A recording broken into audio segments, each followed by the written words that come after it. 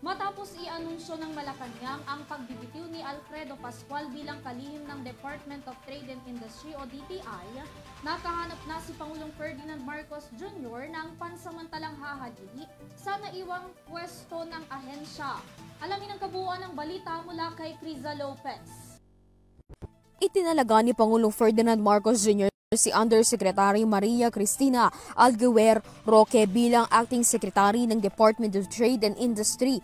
Ito'y kasunod ng pagbibitiw ni Alfredo Pascual bilang kalihim ng DTI, epektibo ngayong August 2, 2024.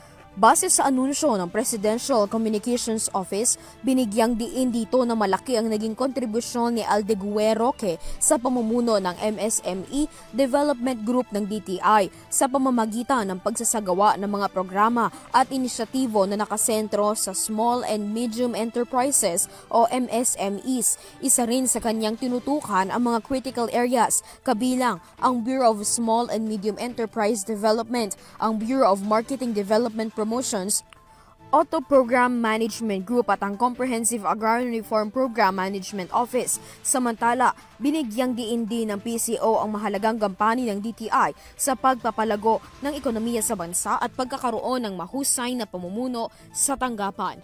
Para sa EuroTV News, Criza Lopez, sumasaludo sa bawat Pilipino.